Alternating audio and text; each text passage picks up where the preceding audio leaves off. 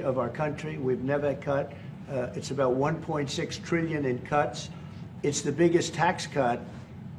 You would say, people's taxes will go way down, but it's the biggest tax cut in history. We are doing things in that bill that are unbelievable. And when you look at what we're doing for small businesses, for people, for middle-income people, all of the things that we're doing, nobody's ever seen anything like it.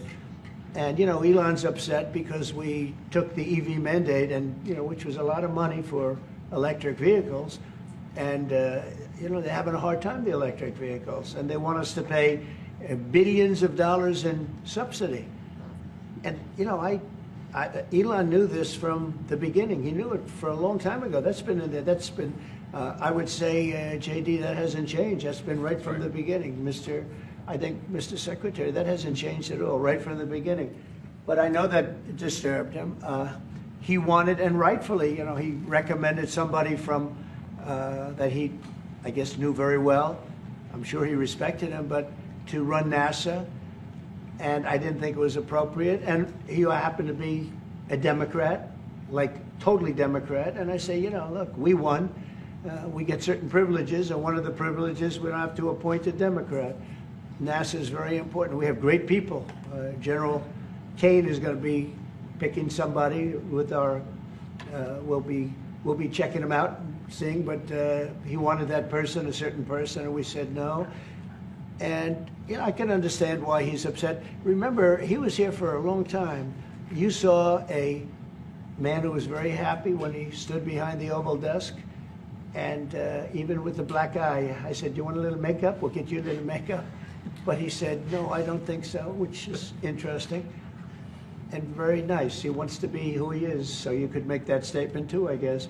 Look, Elon and I had a great relationship. I don't know if we're well anymore. I was surprised because you were here. Everybody in this room practically was here as we had a wonderful send-off. He said wonderful things about me. You couldn't have nicer. Said the best things. He's worn the hat. Trump was right about everything. And I am right about the great, big, beautiful bill. We call it a great, big, beautiful bill because that's what it is. And again, biggest tax cuts in history, biggest economic development moves anywhere. We've never done anything like it. Business is spurred. And I don't know if you've seen the numbers, but the numbers came out. Even the CBO, which is run by Democrats, said that we're going to be doing, you know, I'd like you to discuss it, the 2.8 trillion that CBO, this is a group of people that are Democrats. They're very hostile to us. They just came out with phenomenal numbers, what it does. You want to mention that, Scott? Yes, sir. So what we've seen is we keep hearing from the CBO that there's going to be a large deficit from the bill, which we disagree with, but using the CBO scoring, they came out and scored the tariff revenue. We think it'll be the minimum of 2.8 trillion over the 10-year window, which actually puts the bill in surplus if you include the tariff revenue, which they won't do. It gives you a tremendous surplus, but we're not allowed to use that. For some reason, they say scoring. Nobody knows what scoring means. Maybe a couple of people, but nobody. Somebody sits in the background. They say, well, we're not going to allow that. They're not allowing other things that we have that are tremendously profitable for our country. But if you saw the other day, CNBC, they came out with numbers, and the people on the show, very good people, I've watched them for a long time, they couldn't believe the numbers, how good they are. The numbers were incredible, and that was personal income and also very low inflation. We have very low inflation. We're down to 2% now, and maybe even lower than that. And when I took it over, it was a mess. Remember, we had the worst inflation probably in the history of our country. They say 48 years, but let's say I think it's worse than that. So we had the worst inflation in the history of our country under the Biden administration. Now we're down to a beautiful number, 2%. You'd actually like to keep it there. Better than zero is 2%. It's going down maybe to 1, and 1% is like perfect. That's perfect. You don't want to have zero for certain reasons that nobody is very interested to listen to. But we have almost perfect inflation. Grocery prices are down. Everything. Remember eggs? Eggs. We weren't going to buy another egg for the next 20 years. They were so expensive, right? Remember? You guys all hit me about eggs. Eggs have come down 400% Everybody has eggs now. They're having eggs for breakfast again. But if you look at gasoline, very important. I think always the most important because it's the energy is the biggest factor. That's what happened. He screwed up our energy policy, and everything went up because energy went up. But now energy is way down, and they have states where you're at $1.98 a gallon for gasoline. So the costs have come way down, and one of the things I ran on was that. I ran on the border. We have the best border in the history of our country, 99.99%. It was last week, 3 people came in, 2 of them for medical reasons. We let them in because one of them had a heart attack. I think it was a nice thing to do, and one of them had something else.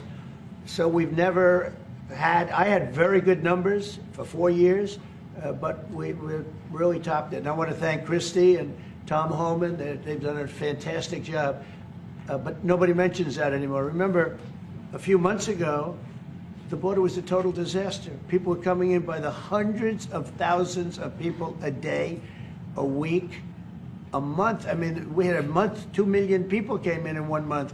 The border was being overrun, and a lot of bad people, criminals, murderers, drug dealers. We had some of the worst people in the world coming in from all over the world. It's totally closed. And you know what? People are coming into our country, but they're coming in legally. So we've done a great job. Elon knew that. Elon endorsed me very strongly. He actually went up in campaign for me.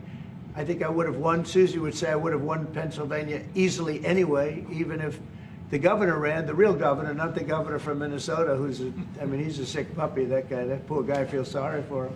But they made a bad choice with him. But if you pick Shapiro or anybody else, I spoke to him recently about his house being set on fire, which was terrible. But if they picked him, I would have won Pennsylvania. I won it by a lot. But I'm very disappointed because Elon knew the inner workings of this bill better than almost anybody sitting here, better than you people. He knew everything about it. He had no problem with it. All of a sudden he had a problem. And he only developed the problem when he found out that we're going to have to cut the EV mandate, because that's billions and billions of dollars. And it really is unfair. We want to have cars of all types. Electric, we want to have electric, but we want to have a gasoline, combustion. We want to have different. We want to have hybrids. We want to have all. We want to be able to sell everything. And when that was cut, and Congress wanted to cut it, he became a little bit different. And I can understand that. But he knew every aspect of this bill. He knew it better than almost anybody. And he never had a problem until right after he left. And if you saw the statements he made about me, which I'm sure you can get very easily, it's very fresh on tape, he said the most beautiful things about me. And he hasn't said bad about me personally, but I'm sure that'll be next. But I'm very disappointed in Elon. I've helped Elon a lot.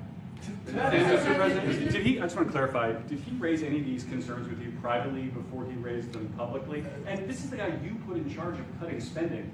Should people not take him seriously about spending now? Are you saying this is all sour grapes? No, he worked hard and he did a good job. And I'll be honest, I think he misses the place. I think he got out there and all of a sudden he wasn't in this beautiful Oval Office, and he's got nice offices too. But there's something about this one. I was telling the Chancellor, this is where it is. People come in here, even from Germany.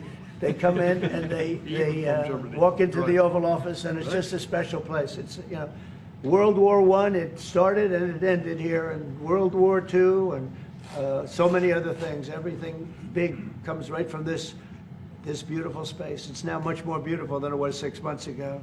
A lot of good things are happening in this room. And I'll tell you, he's not the first. People leave my administration and they love us.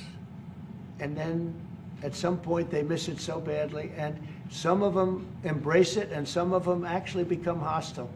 I don't know what it is. It's sort of Trump derangement syndrome, I guess they call it. But we have it with others too. They leave and they wake up in the morning and the glamour's gone. The whole world is different and they become hostile.